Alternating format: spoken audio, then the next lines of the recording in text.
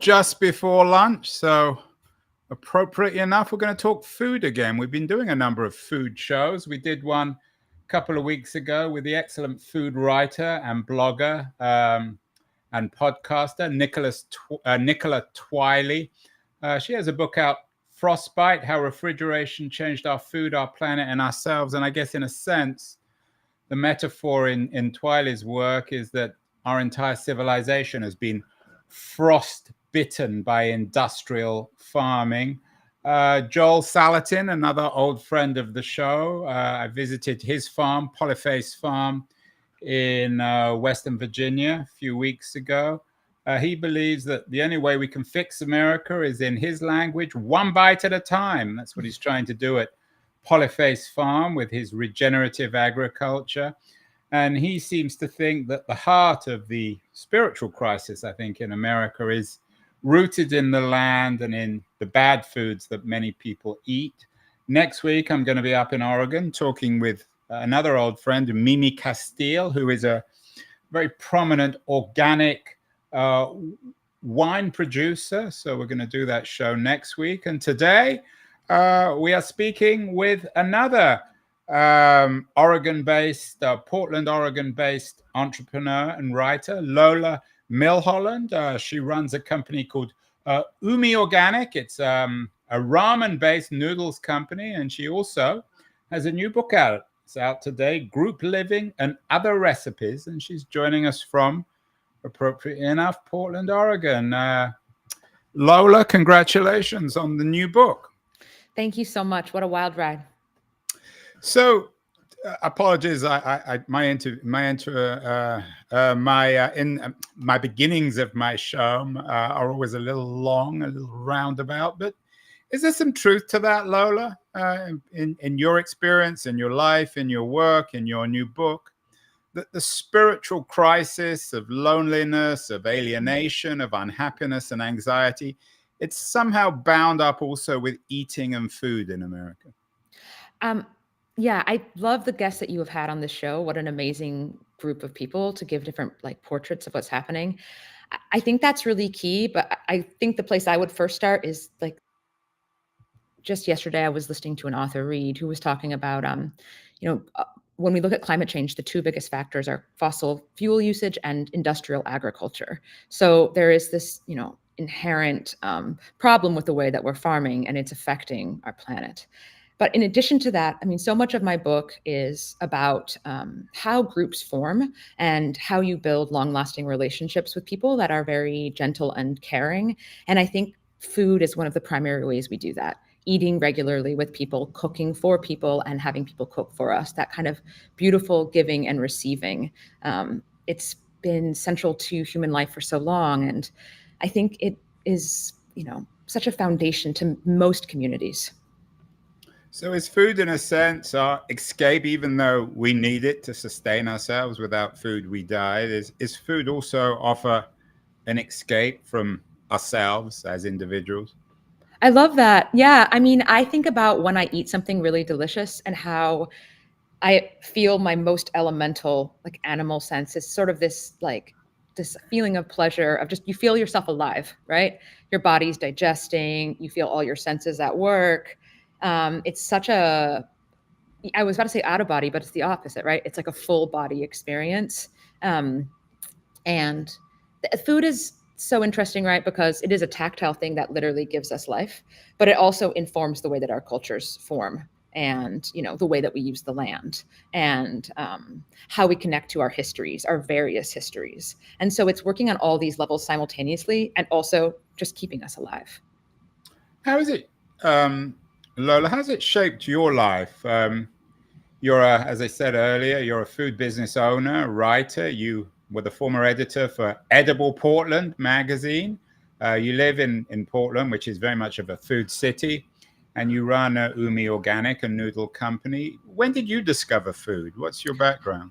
Well, my mom was a very early activist in the natural foods industry. She worked at Portland's first food co-op, which was called Food Front, long before I was born. And then she became the manager of a store called Nature's, which became New Seasons, which is a thriving grocery store here. And when I was around 7, she started working for Organic Valley. It's the largest farmer-owned co-op in the country, and just a really interesting model for how farmers can come together and find ways to survive in the face of commodity crop pricing. And so from my earliest memories, my mom would take me to grocery stores, and we would walk the aisles and check on the prices and see the competition. And I felt like I was raised in grocery stores. But in addition to that, both of my parents have like a really deep rooted hedonism around food. Like they love to eat, they love to cook. They're so interested in the backstories around food. So I feel like I was raised in a household where food was very central to life. And I, being sort of bookish, wanted to take that into an academic direction. So when I was in college, I studied Japanese and specifically the history of beef in Japan. Beef was a product. They had cattle in Japan. They used it for farming, but they didn't eat it. It was spiritually verboten. And then when the US arrived, they sort of demanded that Japan become a beef eating country. And that was sort of a spiritual crisis for the nation. And they made this choice to become one. And I was just so fascinated by that. And that was the moment when I think of any one moment when I realized that I wanted to think about food in much more rich and complex ways. It's interesting. It's embarrassing. I've forgotten the name of the author, but last year we did a show with somebody who'd written a book about how Japanese farming culture and the Japanese sense of the countryside is informed or should inform American environmentalism. You grew up in Portland, of course, which is one of the centers of the food culture and environmentalism in America. But what did you learn from Japan? I mean, so much. Japan is a very small nation, but hugely populated, right? And every part of Japan, every town has a distinct food culture that is deeply rooted and like a great sense of pride of place. So when I started the noodle business Umi Organic, I wanted to capture that idea, which is what grows well here? Why does it grow well here? What is the history of that? And how can something taste like a place? Like, how can it convey both the agricultural and geological situation of the landscape, but also the cultural terrain that the food comes out of? And I find traveling around Japan really moving because as you ride every train, there's some different lunch you get to eat that's telling you a story about where you are. Yeah, as you were speaking, I actually did a little bit of research and I found the interview from last year. It's with I'm not sure if you're familiar with his work. It's Richard McCarthy, What Japan Can Teach Us About Urban Americans. His book, which I think it may have even been a couple of years ago, is called Kuni, A Japanese Vision and Practice for Urban-Rural Reconnection. Of course, it's interesting that Japan is also an intensely urban society. I mean, I think Tokyo is probably the largest city, if not amongst the largest cities in the world. So do you think you have to have a kind of almost an overabundance of urban culture to begin to appreciate the countryside? What an interesting question. I was going to say no. I mean, right now, my mom lives in Wisconsin. She lives in a very rural place called the Driftless. It's very geologically distinct. And she feels so fulfilled being there. I mean, she seems like the city is very overwhelming to her. And I think, not that I think there's country mice and city mice, but I do think that we can attune ourselves to different environments. And I don't think you necessarily need the contrast of one to understand the other. But that is fascinating. I mean, Japan, another reason that Japan is interesting to me is that it's a country that has to import a ton of its food. So like almost all the wheat that's used for noodles in Japan is coming from the region where I live. And so there is this sort of like Which is, agriculture that's there. in a sense, I guess, Lola, a little bit shameful that America is exporting product to Japan. And then you're Yeah. re-importing the idea back and the Yeah. product, I guess, in a weird way back into the US. I mean, did you ever, yeah. when you were growing up, you clearly had perhaps what some people might call as food correct parents. Did you ever rebel? Did you ever storm out of the room and say, I'm going to McDonald's? I have, yes, many, many times. And I have a heartbreaking memory of my dad taking a friend and I up to go huckleberry picking. We have huckleberries in the Pacific Northwest, and they're often at high altitudes, and it was something we did every year before school started on Memorial Day. And he had packed this beautiful lunch for us, but I had brought like a super-sized bag of Doritos and just refused to eat any of the food that he had prepared. I just ate only Doritos till I felt sick. And I feel like, speaking to your, like, is it rural and urban that shapes things? I mean, I think that I had to go through that process and rebel in that way to find my way back. It was helpful to overdose a few too many times on salt and have, feel In all the terms of feelings your you feel. parents, and we're going to come to the book in a minute, and this is all, Sure. in a sense, a build up to the book. Was there politics, so to speak, food? They came out of a progressive culture. Portland, of course, according to guys like Donald Trump, is the heart of left-wing America, riotous America. Did some of the people who went through the 60s and the counterculture, after the failure of the politics, did they turn to food as an alternative, as a way of, in a sense, forgetting America, and in another way of reinventing America? I mean, it's a really interesting question. I think my mom is such a unique case because there was a lot of movement, right, of people who were hippies who ended up going into business and realizing they could capitalize on hippie culture in some way, and then sort of leaving a lot of their ideals behind and charging forward to create these sort of I don't know, iconic brands. And what my mom did was join a co-op, but she still had the ferocity of a business person. And somewhat to what you're saying, I think there was a sense that the politics were not working the way they had imagined. And, all of their activism, it had an impact in ending the Vietnam War, or some impact on that, not the only one, of course. But they still hadn't been able to kind of had the giant cultural shift they'd sought. And so some of them found themselves trying to create that in business. And I would say mixed bag, right? Like they did change food culture in America drastically. There's no doubt about it. But in some ways, food became even more corporatized, and industrial agriculture increased. So Yeah, yeah. it's the Ben and Jerry's syndrome, the Whole Foods syndrome, and of course the politics are interesting in terms of capitalism. You did a piece with Portland Monthly, which was entitled "Breaking Bread and Capitalism" with Lola Milholland. Are you? I mean, you are in a sense, Lola, a capitalist. You're the CEO of a startup company. Are you ambivalent, though, about capitalism and the market? Yeah, I think that yes, absolutely. I mean, I'm a person who lives in the real world and like operates within the real world. And so I'm going to work within the systems that I'm in. But, I do feel like, especially with agriculture, we externalize so many of the costs that are associated with what it takes to produce food. Like you want to buy something that was made by people who were paid a living wage and that was less, intensive on the environment and less polluting, and all those things end up costing more in the grocery store, right? Because we are paying those costs as a society in other ways for cheaper products. And so I don't think that system is working. I know it's not working. We know it's not working because we have facing climate change, and so much of it is related to industrial agriculture. Yeah, I've talked about this in many ways. Nicola Twiley, Joel Salatin, many others.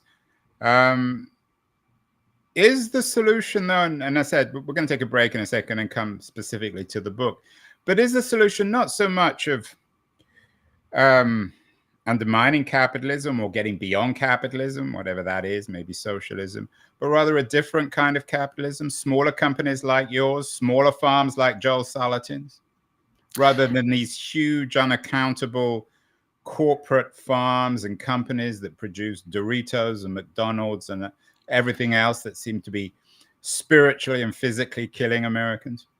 It's hard not to want capitalism to be reformed so drastically that you wouldn't recognize it. I do think that, I love the small business model. I think it's really, really hard to be a small business right now. And I don't think it works for most people financially. And so something absolutely drastic has to happen, I believe, if we want to create a society where people can run businesses like mine and then really thrive. It takes something quite strong to change. Are you spiritually sympathetic with the degrowth philosophy movement? I don't know it that well. I mean, I'd love for you to tell me more about it, but Well, yeah. we've done shows. We've done several shows on it. Tim Jackson, for example, is a British writer, philosopher, a number of others who believe that the way to quote unquote grow is through economic degrowth. Interesting. Yeah. I mean, yeah, I would love to learn more about that. I've been thinking a lot about like the democracy of the workplace. Like, what does it mean for a worker to have some choice in what they do, the right to make a livelihood that, takes care of their family, some amount of say, whatever that looks like. Thinking about those things is interesting to me. But I do believe like America is full of monopolies, and you hear about, oh, we don't want Kroger to merge with this company. But I can speak from personal experience. Like, in the time I've run my business, the distributors that I work with have been bought by larger distributors, one after another. There's not one distributor that I work with that hasn't been bought multiple times by a larger distributor, so that I am not working with small companies anymore. I'm increasingly working with very large companies, and they don't care about small businesses. I mean, I think on an individual level, some of them really do, but those companies don't, and I don't think it works. Are there models for companies that are doing a good job morally? Patagonia obviously comes up when it comes to food. In where I used to live in Berkeley, there's Berkeley Bowl, a remarkably successful and wonderful food cooperative store. And what comes to mind for you as alternatives to corporate capitalism, which at the same time is providing profit and a living to the people who work for them? I absolutely love the co-op model. It doesn't always work, right? None of these models work all the time because they depend on humans, and humans just love to make trouble with each other. But the model itself is a really powerful one, and it has created great change. So in Portland, there's Equal Exchange. It's based both, I think, in Boston and in Portland, but it's a co-op that is worker-owned, but then also works with fair trade producers around the world. And it's a co-op that you will find their products in co-ops all over the nation. It is on a scale that can compete with other companies. And yet all the people that they're working with are on a smaller scale. So that kind of beautiful model of coming together and allowing competition. I mean, Organic Valley is another example. These farmers, there's some 2,000 farmers. I think almost 40% of them are Amish or Mennonite, but there's farmers all over the country. And because there are 2,000 some farmers, it creates a company that's $1 billion, and $1 billion company can compete in the market with other companies that are just owned by one CEO, not 2,000 farmers. And yet it's still hard for them, right? But I think in Portland, we see all kinds of small co-ops springing up. And like one of my favorite restaurants I've gone to recently, if we think co-op, we think like, I don't know, dirty, hippie, whole grain rich food, but it's like such a beautiful, sleek restaurant called Cafe Oli, and it's totally worker owned. So I think that is one model that's really interesting to me. There are others. Purpose trusts are really interesting to me as well. And I do love the experimentation around alternate ownership models. In other words, Lola, to borrow a much overused word in Silicon Valley, the cooperative model can scale. If it's done correct. We're speaking with Lola Milholland, the author of Group Living and Other Recipes. We're going to talk specifically about her new book after the break. I want to remind everyone that great guests like Lola are brought to us because of our friends at Liberties, excellent new quarterly of culture and politics. They also sometimes have stuff on food, certainly on the environment. We're going to run a short piece on Liberties. And then we'll be back with Lola Milholland to talk about her new book, Group Living and Other Recipes. So don't go away, anyone. We'll be back in a second. The noise, there is nuance, insight. Liberties is not just a journal of ideas. It's a meteor of intelligent substance. It's the place to be for engaged citizens. Politics, opinion, substance. Liberties is a triumph for freedom of thought. A quarterly of urgency, of cultural exploration, of intellectual delight. of immaculate prose. It's invaluable. Subscribe now or find Liberties at your favorite bookseller.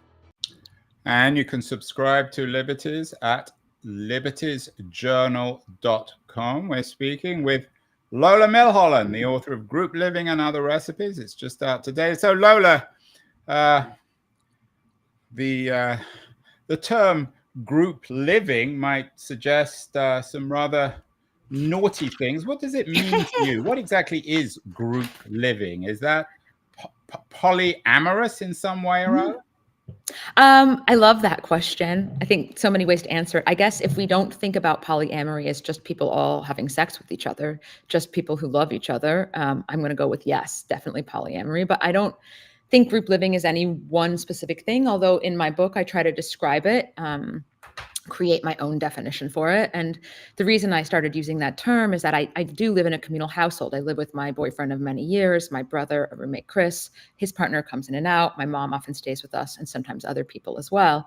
And my brother took up this refrain whenever things were kind of too dirty or someone had eaten his leftovers, where he would say, like, that's group living. And it was sort of a way for us to all acknowledge, the disappointments that can come with living with other people. And when I heard that, I thought, God, I feel really defensive. Like I love living in this household. And when I hear the terms group living, I think kind of what you're saying. I think like a guru who's having sex with every member in his cult, or I think like a filthy house of, 18 to 24-year-olds who never take out the garbage.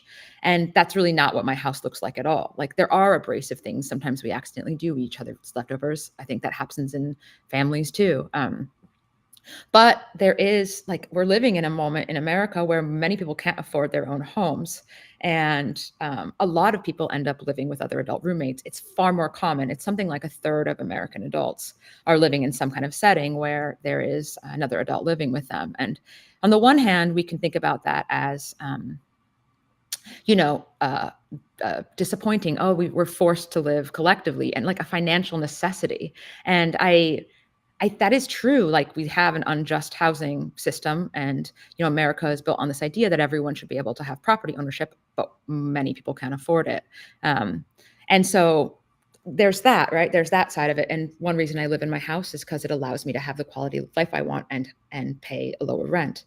But on the other side, I think, we're all being told, oh, you want the single family home, right? Like that personal wealth through property ownership. But maybe that isn't actually serving us. Like maybe people really are lonely. Maybe people feel isolated. Maybe there are reasons you might want to live communally before you become an elder, put into a group home.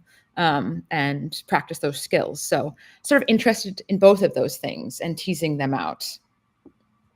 Lola, many books have been written satirizing group living. The one that comes to mind for me is Thomas More's 16th century masterpiece, Utopia. Of course, the word utopia is taken from there.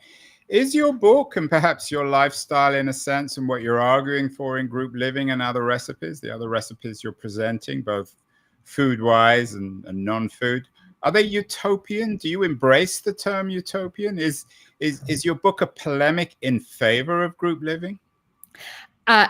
It's not a polemic in favor of group living. I just reject the idea that there's one system for everyone, neither the nuclear family nor group living. But I love that call to the Thomas More utopia. I mean, what an amazing concept that we've turned on its head.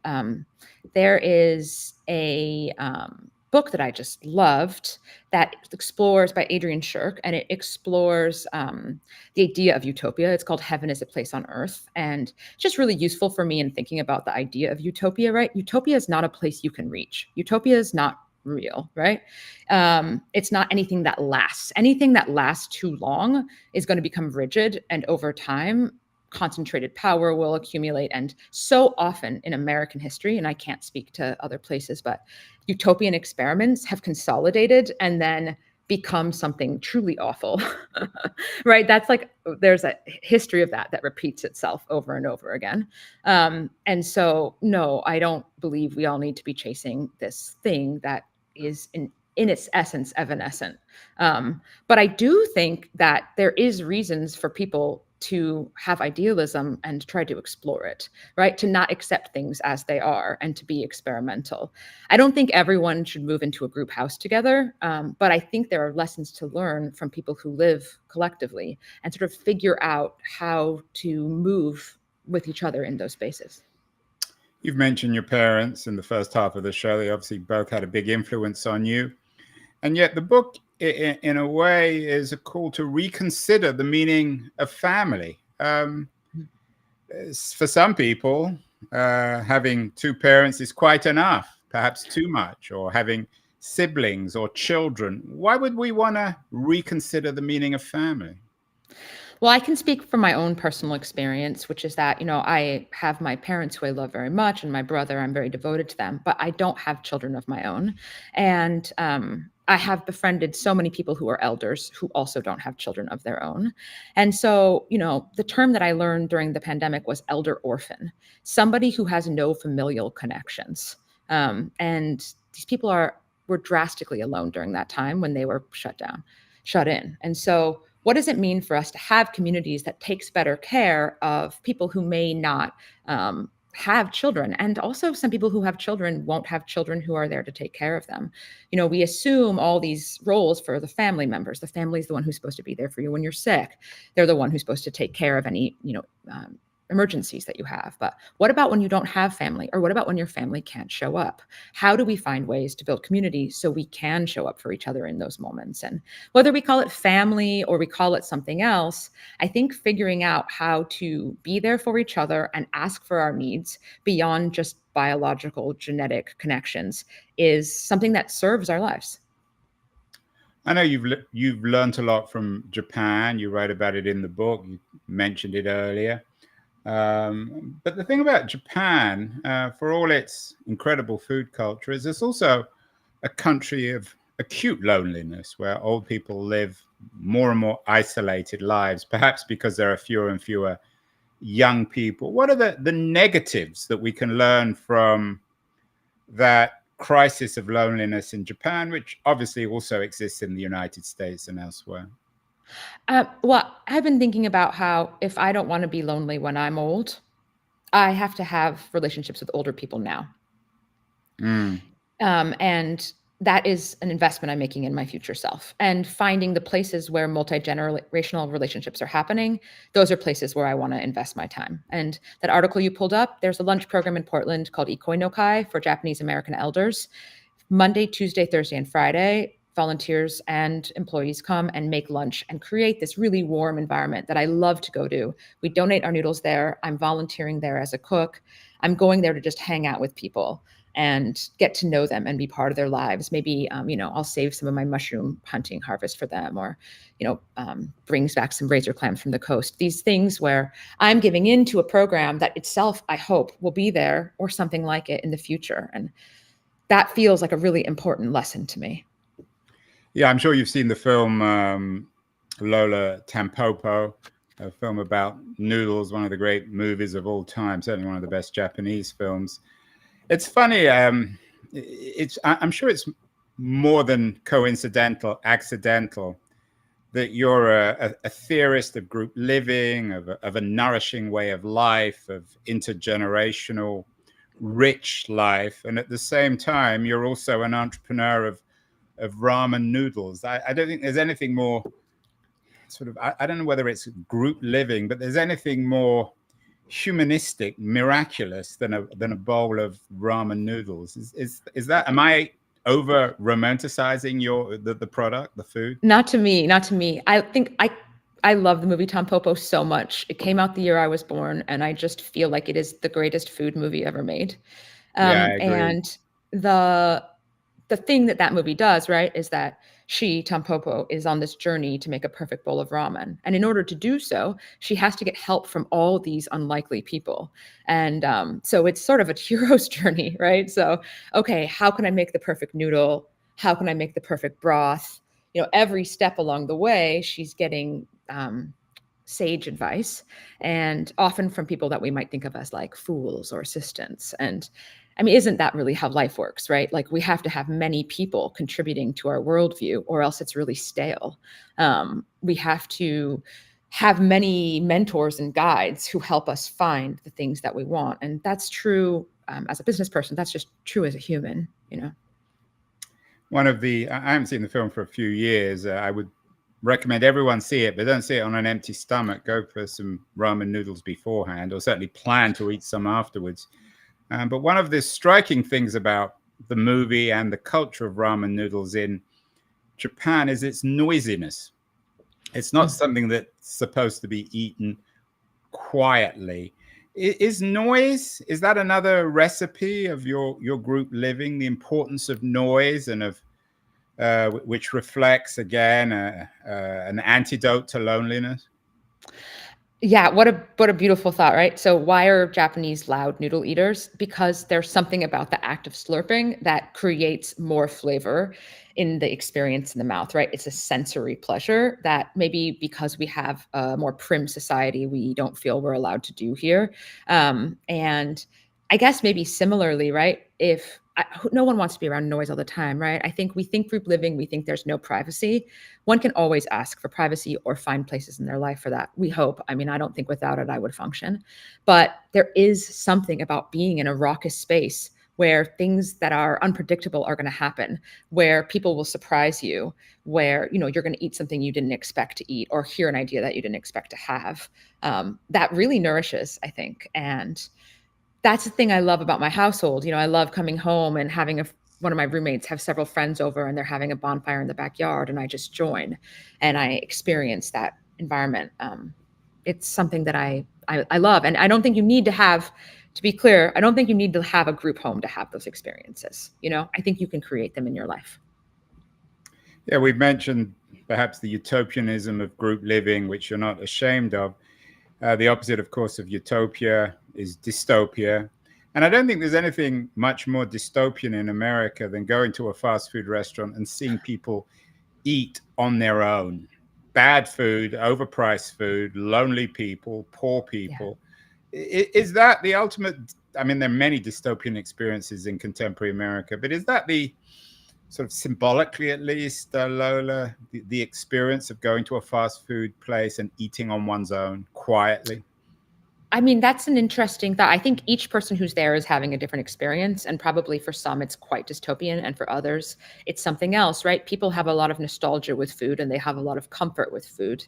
I think I had a dystopian experience where I was in a grocery store, and I was standing demoing noodles, and it was a quiet day, and the grocery store was just filled with products, and nobody was shopping that day. And I just knew all those products were slowly rotting, and that people who were hungry weren't going to get them. And there was this feeling of like, is this really how this should work? Not that I had a solution, and I'm not going to propose one now, but these spaces where like we haven't figured out how to move food and create, opportunities for everyone to eat something delicious, to not only have, say, fast food as an option. And something I'm really interested in is school lunch, and the idea that like we think of school lunch as really low quality, but it doesn't have to be. Japan is another great model for a place where they have really high quality school lunches that are quite delicious. We could have that here, and that's something that can go to all kids. And it is a place where kids get to practice being together, eating together, the culture of food. I think it's just a really ripe it's interesting. We did a show a couple of weeks ago with another food writer, Andrea Friedman. I'm not sure if you're familiar with her new book, but she argues that even food lunch in America comes out of corporate America, and it reflects the interests of these giant corporations. Is there some truth to that? Absolutely, 100%. I mean, we have a federal nutrition policy. I'm sure she can speak to this better than I can, but that subsidizes commodity crops that are made by large corporations. And, it makes it so that if you want to get really, really, really low cost meat or cheese, specifically like those kinds of products, you can, and then you can't buy the local stuff. And at the same time, there is a movement in America that's called the farm to school movement. And I'm certain there are other fringe movements. Farm to school is becoming less fringe, that are working simultaneously to create a different culture around food. So how can we get more local food, more products like mine, but also really culturally relevant products to the communities that they're in, that are made there with products from that place, that have a real spirit to them and whole foods to them. how can we get those into lunch? And that's happening in a robust way in Oregon. The state legislature gives funding just for that. And it's happening all over the country in small ways. I'm excited and hopeful to see And it grow. your startup, I know a lot of your noodles end up on the table of school lunches. Andrea Friedman's book, by the way, is Ruin Their Crops on the Ground, The Politics of Food in the United States from the Trail of Tears to School Lunch. And she notes that the genocide against Native Americans is very much rooted in food policy too. I mean, you're not as much of a food historian as Friedman, but would you agree with that too? That book looks so fabulous. Yes. So fabulous, Yeah. you could almost eat it, right? Yeah, yeah. On the ground. Although it might put you off your food as well. Yeah. You'll have to look at it. Lola, some people might be watching this. I don't want to bring up Trump because he comes up all the time everywhere, but Trumpians might be watching this and thinking, oh, Lola, she's just an example of a coastal elite. She lives well in her quote unquote group living in Portland. It's a wealthy city. Poor people can't live there. She can afford her expensive noodles and cook collectively with all her fancy friends who probably graduated from fancy universities. This world, these recipes, political, cultural, food that you're offering in your book are not available to poor people in America. Is there any truth to that? I would know. I don't think so. I think when in America, most people who are low income find themselves in communal settings. We don't have to call it group living. We don't have to call it like a fancy communal house. But, if you don't have very much, if you're living on the street, you're probably living in some kind of communal way, right? Like, I think it's just a rethink of what it means to sort of, we're talking about family and home, but how do we think about ourselves in groups, and how do we think about how we take care of ourselves and each other, And so I just would be shocked if you're, in a community that is voting for Trump, that there aren't people there who are also living in communal ways and multi-generational. What about the argument, Lola, apologies for jumping in here. What about the argument of what people call, and it may be not a Trump argument. I mean, it's perhaps in some ways it's more an argument on the left of food deserts. That if you live in the inner city in Los Angeles or perhaps Portland, San Francisco, Oakland, you don't have access to great food stores. You certainly don't have access to the Berkeley Bowls, and you can't afford the Whole Foods, and there aren't any Whole Foods in your neighborhood anyway. I mean, whenever I think about that, which I think there is, I've heard that term food apartheid as well. I think about the workers and people in America who just don't have enough money to be able to buy food that they deserve to be able to put into their bodies. And there's something very wrong about someone who's growing food and putting their body on the line, or working in a restaurant, not being able to afford the food that would nourish them. And so I just feel like that as a whole needs to change. And there are many ways towards that, but it's not just about making sure that in a economically depressed community there's a grocery store. Like, the food has to be affordable for them. It has to be food that they actually want to eat, and that's a whole system to think about. So Lola, I was going to call you Lola. Let's end with some concrete suggestions. A lot of people are going to be listening and watching this and thinking, oh, I might fancy group living, this sort of non-sexual, polyamorous way of life, but I don't know how to begin. How would you suggest it? As you noted, it's not just people necessarily moving in together. I think your group living is a kind of metaphor for a style of life. How do you begin this? Yes, exactly. I think a really important thing is having regular, and I would call them ritualistic events that you're doing with people frequently. And that could mean every week or every month, something where you're gathering, whether that's over food or playing basketball or going to trivia or showing up at your kids' events, where you're with people and you're seeing them over time and you're showing up for each other and you're asking for things. And, I think the classic example of that in America is small town church, right? But we lack, many people have that, and those places can be incredibly dogmatic and really interested in like in groups and out groups.